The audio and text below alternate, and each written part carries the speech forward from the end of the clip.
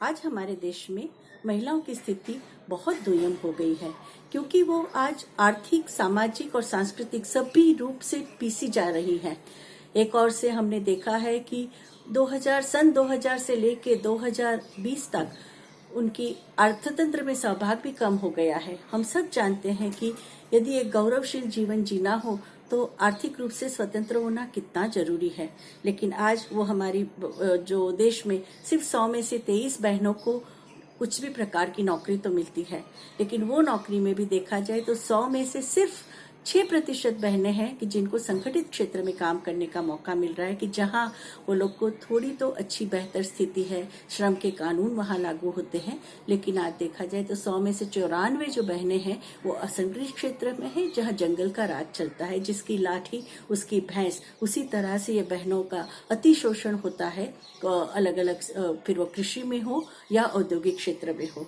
ये इतनी बेहाली के बावजूद हम देखते हैं कि बहनें जिस तरह से जूझ रही हैं हमारे देश में, उन पे भी एक नई आफत आ गई जो लॉकडाउन की वजह से कोरोना वायरस के चलते, जो 5 महीने पहले हमारे देश में पूरे देश को बंद कर दिया, लॉकडाउन किया गया। उसमें देखा है बहुत सारी बहनों ने अपना जीवन का, पूरे जीवन के जो आवश्यक चीजें थी वो गंवा दी। उनको अब घर से बेघर होना पड़ा उनको, क्योंकि उनके पास कोई भी पगार नहीं था, वो मालिकों को पगार नहीं दे सकते थे। आज शहरों में 50% से ज़्यादा जो है वो प्रवासी मजदूर हैं, जो अपने रोजी रोटी के लिए शहर आते हैं और सभी क्षेत्र में वो काम करते हैं। वो उद्योगों में, फैक्ट्रियों में, छोटे छोटे गल्लों में, ढाबों में, सब जगह काम करते हैं। वो सभी लोगों को बहुत ही भूखमरी सहनी पड़ी, पुलिस की मार सहनी पड़ी। और वो उनमें से जब शहर में जीने का कोई साधन नहीं रहा तो अपने परिवार के साथ उनको अपने अपने गांव में वापस जाने के लिए सैकड़ों मीलों तक चलना पड़ा। यहाँ भी देखा जाए तो बहनों के जो भी सवालें थी बहुत, क्योंकि हमारे जितने भी, जिसको हम प्रवासी श्रमिक कहते हैं, उनमें से 1/3 करीब 30% जितनी बहनें होती है। और ये बहनों को अपने माहवारी के दौरान जो सहना पड़ा, या तो फिर जो जिनमें से जो जिसके पेट में बच्चा था, वो लोगों को भी कोई भी सरकारी सहाय नहीं मिली। वो एक अस्पताल से दूसरी अस्पताल में जाती थी, उनको प्रसव की पीड़ा होती थी, तभी भी उनको अस्पताल में नहीं लिया गया।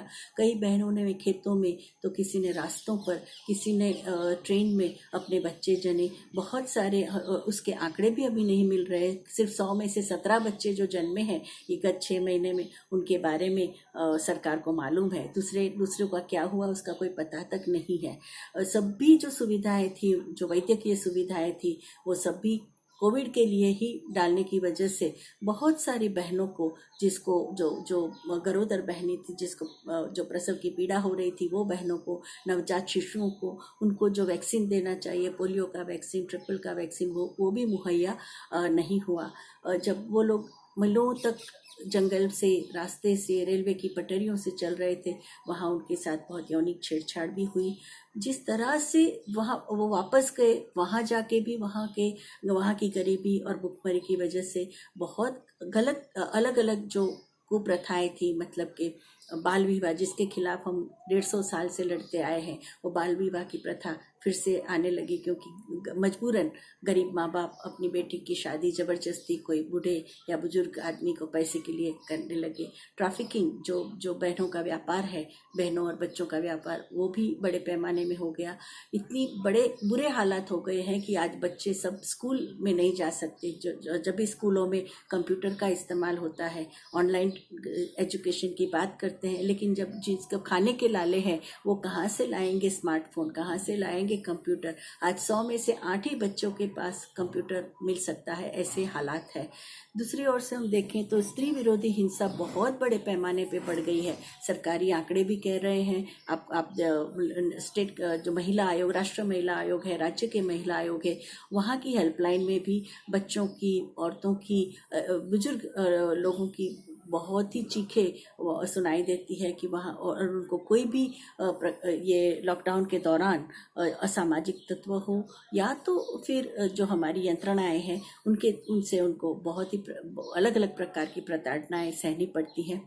हमारे जो श्रम कानूनों का एक पूरा इतिहास था कि हमारे देश में 48 श्रम कानून है पूरे देश के लिए, जो श्रमिकों की जो मेहनत मशकश जो समाज है जो मेहनत अपनी पसीने खून पसीने से जीता है, उनके लिए 150 साल के सामूहिक संघर्ष के बाद जो कानून हमें हासिल हुए, राज्य के स्तर पे 200 कानून और 48 कानून देश के स्तर पे, वो सबको निकाल के सिर्फ हम 4 श्रम कानून रखेंगे। जो एक वेतन के बारे में, जो वेतन का जो उन्होंने बेसिक जो तय किया है, वो तो अभी के 16 राज्य के जो वेतन दर है, जिसको हम न्यूनतम वेतन कहते हैं, उससे भी कम सरकार ने तय किया है। मतलब कि श्रम को जितना निचोड़ा जाए उतना निचोड़ो, उनका खून चूस लो। और 12 राज्यों ने तो अपने पूरे श्रम कानून को निकाल के मजदूरों से 8 घंटे का जो समय था उसकी जगह उनसे 12 घंटे भी काम ले रहे हैं। दूसरा जो श्रम कानून है वो है जो इंडस्ट्रियल रिलेशन जिसको कहते हैं, औद्योगिक संबंध, उसमें भी किस तरह से जो जनतांत्रिक हक है मजदूरों के, उसको लेने की ही बात आती है। सामाजिक सुरक्षा के कानून में ही सिर्फ औरतों की बात की, जो मैटरनिटी बेनिफिट्स की बात की गई है, और व्यवसाय लक्षी सुरक्षा में भी काम के स्थल पर औरतों के साथ छेड़खानी, ये बात नहीं हुई है। आज हम देखते हैं कि जगह जगह लॉकडाउन के चलते भी अलग अलग प्रकार के विरोध हो रहे हैं, या तो फिर वो ऑनलाइन पे सोशल मीडिया पे हो रहे हैं, और हम देखेंगे तो जिसके बारे में ज़्यादा लिखा नहीं जाता, लेकिन काम के स्थल पे भी बहनें अपना आवाज़ उठा रही है। बेंगलोर की जो कपड़े बनाने वाली बहनें थी, जवान श्रमिक मजदूर, उनसे ज़बरदस्ती 12 घंटे काम कराते थे, उसके सामने उन्होंने आवाज़ उठाई है। दूसरी बात जो हम देखते हैं कि पुलिस का दमन बहुत ही बड़े पैमाने पे पड़ गया है। लॉकडाउन के कानून रोज़ बरोज़ बदलते जाते हैं, और उसको लोगों को समझाने की जगह या तो कम्युनिटी रेडियो के द्वारा, FM रेडियो के द्वारा लोगों को के पास अलग अलग जगह नोटिस लगा के उनको समझाने की जगह पुलिस सिर्फ उनको लाठी, गोली, बेड़ी और जेल का साम्राज्य लगा रही है। जो लोगों के मानव अधिकारों के लिए लड़ रहे हैं, ऐसे कार्यकर्ता जो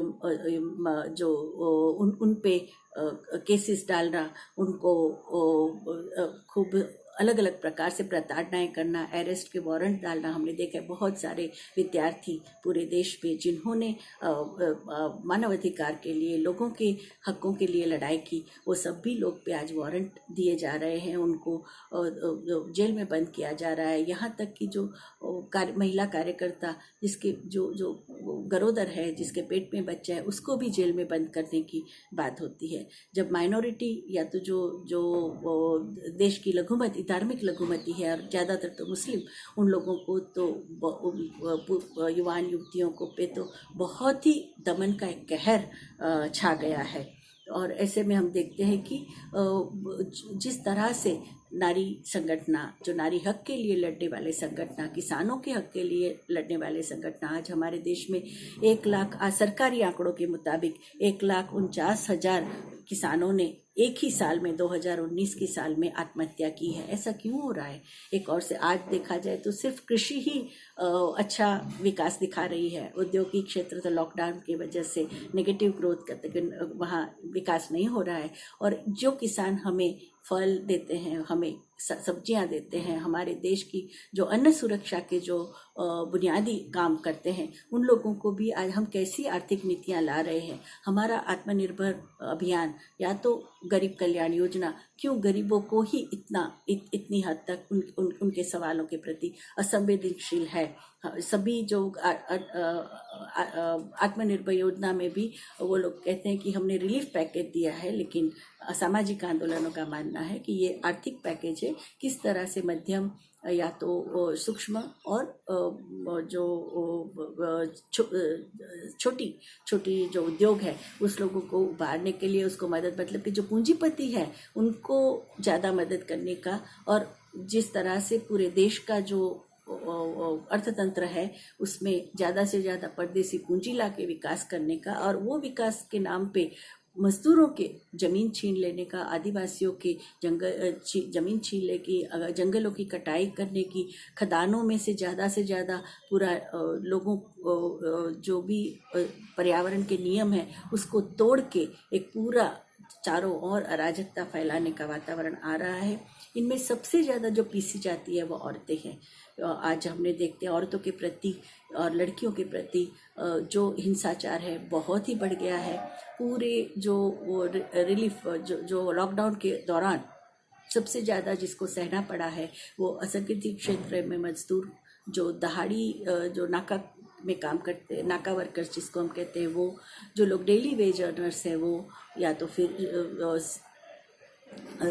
जो सेक्स वर्कर्स हैं, या तो फिर ट्रांसजेंडर कम्युनिटी है, और जो भी लघुमती संप्रदाय के दलित, आदिवासी, ये सभी लोगों को ये 6 महीने में जो प्रताड़नाएं सहनी पड़ी है उसके लिए आवाज़ उठाना, उनकी आवाज़ को बुलंद करना, और सामूहिक रूप से ये पूरे जिस तरह से ये पूरा वातावरण हुआ है उसके सामने आवाज़ बुलंद करना, और एक सामाजिक न्याय के लिए, मानवाधिकार के लिए, और लोगों के आर्थिक, सामाजिक, सांस्कृतिक हक के लिए लड़ना।